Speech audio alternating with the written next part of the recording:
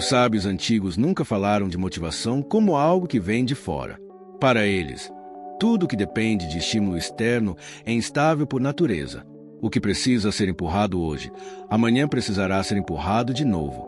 E o que depende de aplauso, reconhecimento ou promessa, cedo ou tarde se dissolve.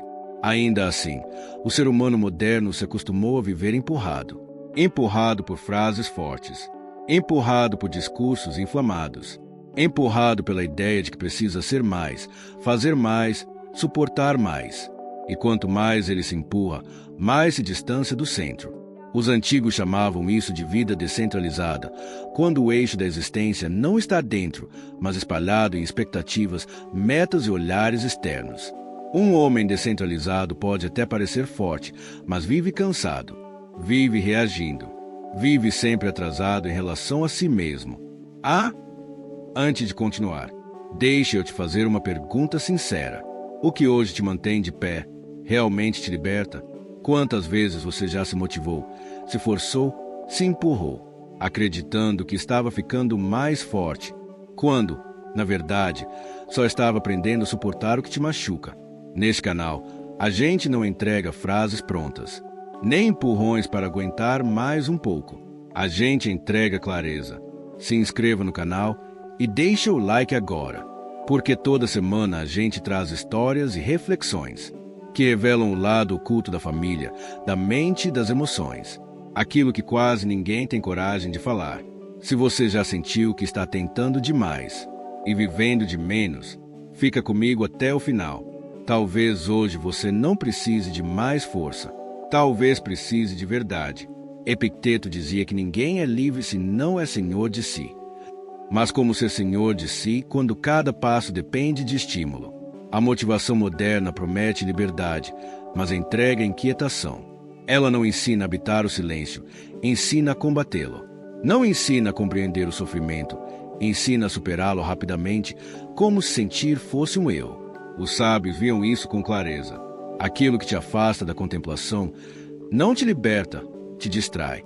E a distração pode ser tão aprisionadora quanto o medo.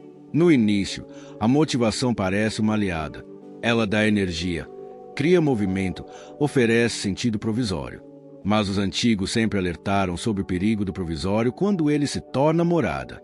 Sêneca advertia que não é livre quem precisa ser incitado o tempo todo.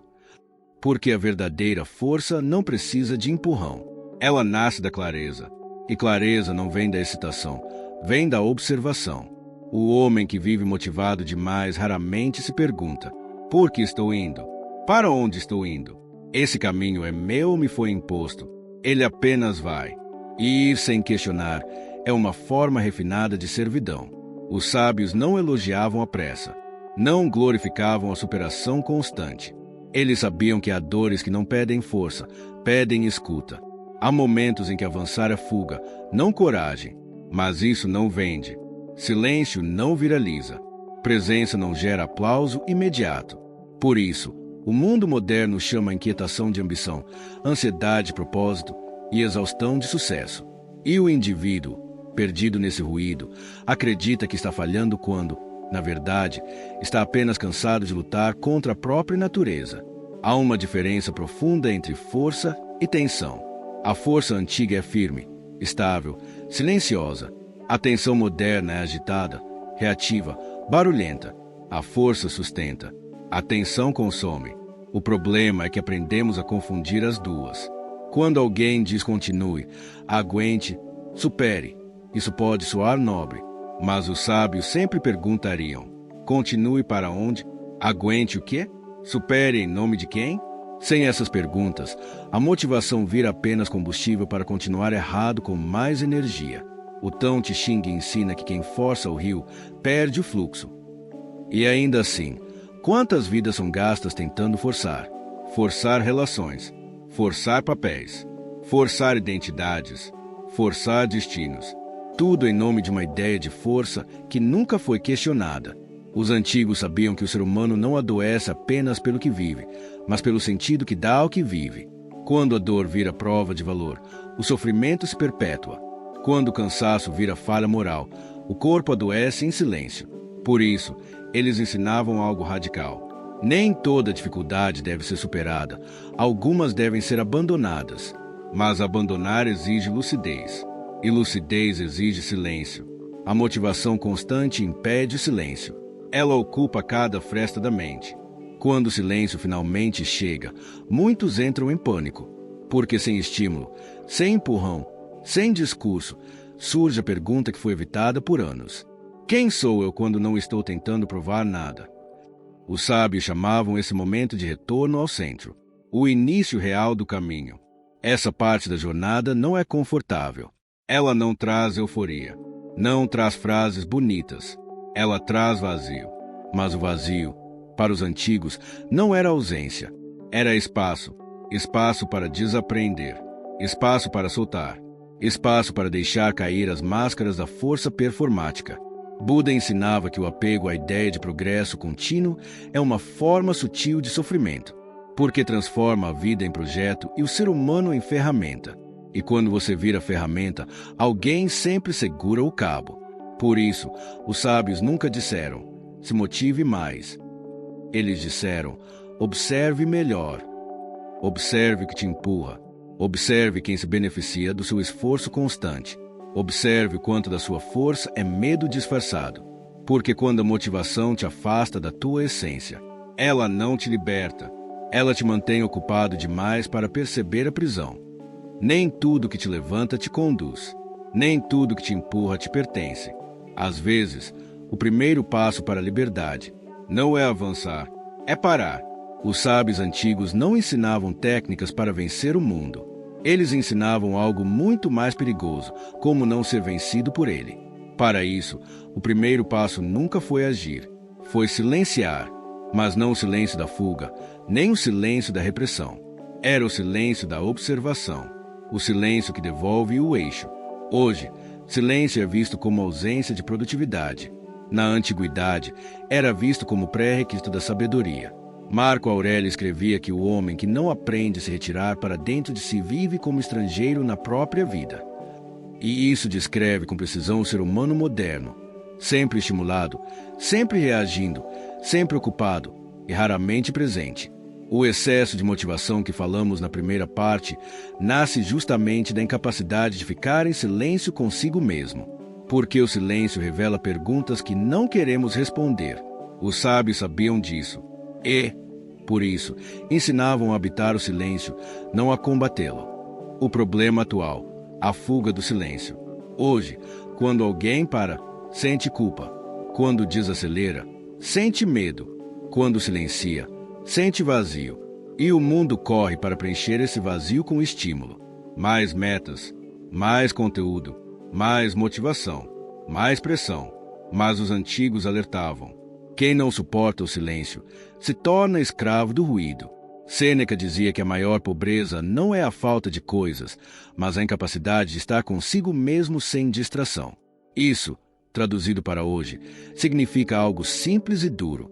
Se você precisa estar sempre se motivando, talvez esteja evitando se escutar. O silêncio como ferramenta, não como fuga.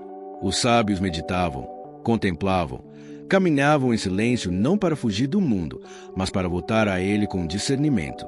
Hoje, isso pode ser simples e prático. Alguns minutos por dia sem estímulo.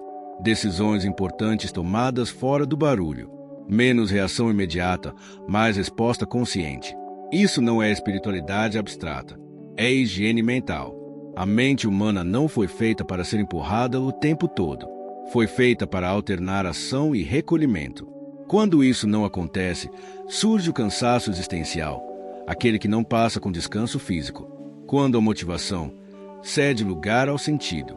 Os sábios não perguntavam: o que vai me motivar hoje? Eles perguntavam: isso está alinhado com quem eu sou? Essa pergunta é a maior solução prática que a sabedoria antiga oferece ao mundo atual. Antes de aceitar algo, pergunte: isso me aproxima ou me afasta de mim? Isso exige coragem ou anulação? Isso me pede presença ou apenas resistência? Quando o critério muda, a vida muda. Você deixa de precisar de motivação artificial, porque passa a viver com sentido. E sentido sustenta mais do que empolgação. O ensino central dos sábios para hoje. Aqui está uma verdade simples, antiga e revolucionária. Aquilo que te obriga a se violentar para continuar. Não é caminho, é prisão. Os sábios não romantizavam o sofrimento. Eles o compreendiam. Sabiam que há dores inevitáveis e dores absolutamente desnecessárias. A motivação errada transforma a dor desnecessária em virtude. A sabedoria transforma discernimento em liberdade. Aplicação direta para a vida moderna. Se você levar apenas isso desta parte do vídeo, já é suficiente. Não se motive antes de entender. Não continue sem saber por quê. Não confunda força com permanência. Não se violente para caber em narrativas que não te pertencem. Isso não te tornará mais rápido, mas te tornará mais inteiro. E os sábios sempre escolheram inteireza em vez de velocidade. O silêncio não é a ausência de caminho. É o lugar onde o caminho deixa de ser imposto e começa a ser escolhido. O fogo que ilumina não consome. Os sábios antigos usavam o fogo como metáfora com muito cuidado. Para eles, o fogo era sagrado justamente porque tinha duas naturezas. Ele aquece ou destrói. Tudo dependia de como era alimentado. O mesmo vale para a motivação, para a ambição, para o desejo de crescer. Quando alimentados pelo medo, pela comparação ou pela culpa, esses impulsos queimam a vida por dentro. Quando alimentados pela clareza, pelo sentido e pela presença, tornam-se luz. Os antigos não queriam pessoas incendiadas, queriam pessoas iluminadas. Hoje, muitos vivem em combustão constante, sempre cansados, sempre acelerados, sempre tentando se manter acesos à força. Isso não é fogo interior, é exaustão espiritual. E os sábios sabiam.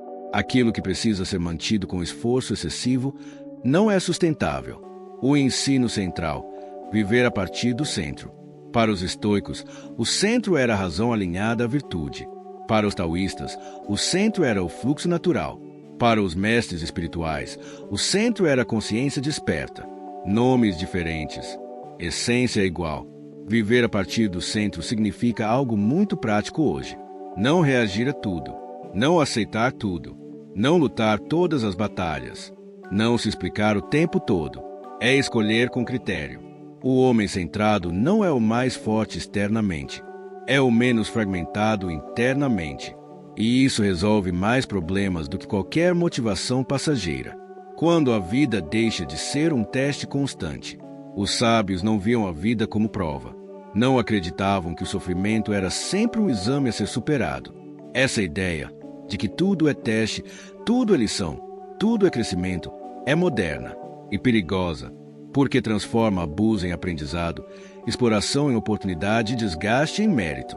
Os sábios ensinavam outra coisa. A vida não precisa ser vencida, precisa ser compreendida. Aplicado aos dias de hoje, isso muda profundamente a forma de viver. Você não precisa justificar tudo que dói. Não precisa aprender algo com cada ferida. Não precisa romantizar cansaço.